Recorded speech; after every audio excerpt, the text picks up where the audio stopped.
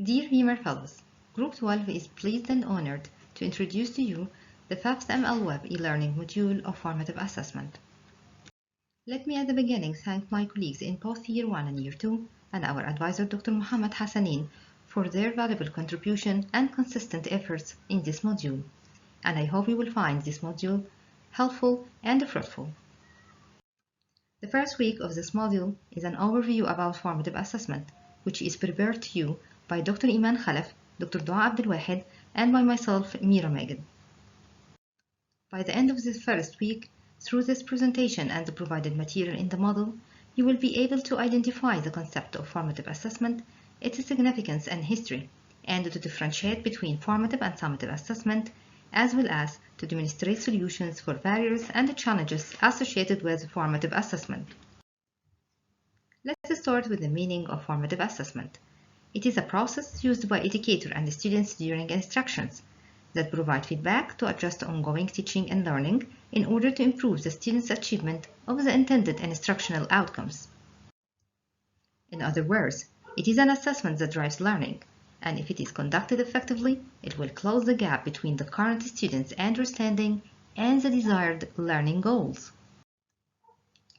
Therefore, the main goal of formative assessment is to monitor students' learning in order to provide ongoing feedback that can be used by an instructor to improve their teaching and at the same time by the students to improve their learning way. The historical evolution of formative assessment had been started in 1963 by Krockenbach, who referred to the idea of using evaluation as a tool for improving curricular programs. Then, in 1971, Bloom linked the idea of formative evaluation to the instructional approach of mastery learning. In the 1990s, the educational researcher expanded on the ideas and theories of formative assessment, and they replaced the term of formative evaluation by the term formative assessment. In 2000s, the Assessment Reform Group in the United Kingdom developed the practice and strategies of formative assessment and coined the term assessment for learning. There are various tools of formative assessment, including classroom assessment techniques and technological methods and application dedicated for formative assessment, and both will be explained further in details in the coming week of this module. Other types of assessments include summative assessment, which evaluates the student's learning at the end of an instructional unit by comparing the results against certain standards and benchmarks, while interim assessment is used to determine where the students are in their learning progress. It is conducted in the 6th or 8th week at the course level, and its data is used to track the students in their performance in the future assessments. For more clarification, formative assessment is an assessment for learning. It is diagnostic, specific, and non-judgmental evaluation, while summative assessment is final, holistic evaluation of learning. Formative assessment is goal-directed toward improving learning, while summative is content-driven to measure the competency. Usually, formative assessment is conducted on an ongoing continuous basis. It is ungraded, and to be effective, feedback is important, while summative is an administrative approach performed at the end of learning unit, and it is graded. So we can say that the formative assessments are generally low stakes, which means that they have low or no point values. For instance, you can ask the students to draw a concept map in the class to represent what point they understood best in the topic, or submit 1 or 2 sentences identifying the most important point or the most difficult point of a lecture. Its information can be used to adjust teaching and learning to meet the students' needs. On the other hand, summative assessments are often high stakes, which means that they have high point values, such as midterm exam, final project, senior recitals, and its information can be used formatively when the students or the faculty use it to guide their efforts and activities in the subsequent courses. So we can say the formative assessment is like when the chef tastes the soup, while summative is like when the guests taste the soup. This question might come to your mind: is formative assessment important? The answer is definitely yes.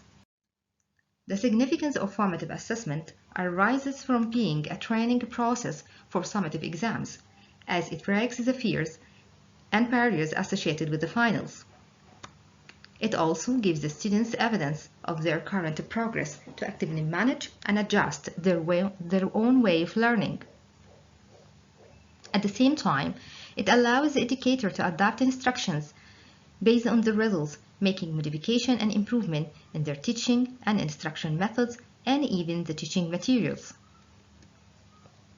It also helps faculty to recognize where the students are struggling, which skill is sufficiently required, what are the concepts that are difficult or misunderstood, and address problems immediately, as well as to provide ongoing constructive feedback to students to be effective.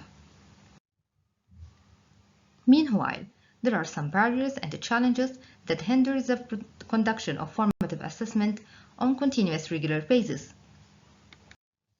Some educator believes that formative assessment wastes the class time, but the gained learning benefits outweigh the wasted time. Conduction of formative assessment requires extra effort to create the task for students, to collect information, to give feedback. Instead, you can use online forms that give immediate response and feedback for the learner. It will be more helpful if you link the assessment criteria to the learning outcome early during the preparation of the course syllabus. And the most common obstacle that we might all face is a large number of learners.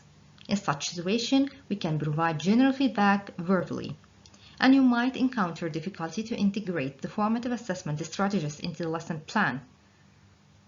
Therefore, you can allocate extra time or afternoon classes or utilize office hours to check the students' understanding with simple few questions. We suggested some future perspective about formative assessment.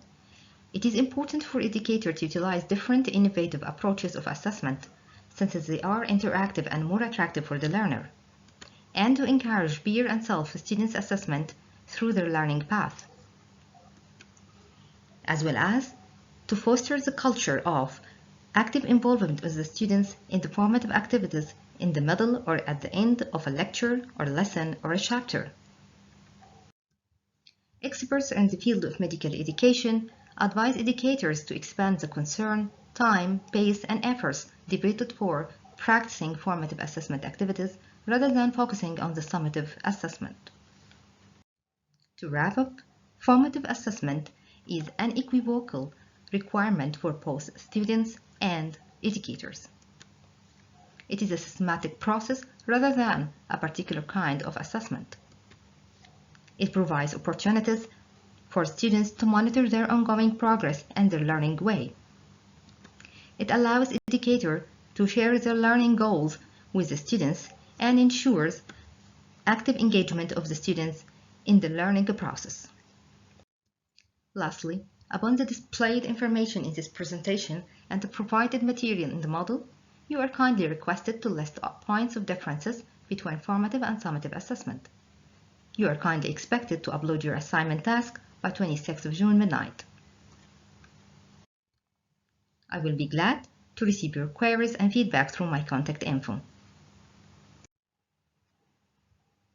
Thank you all, with best regards.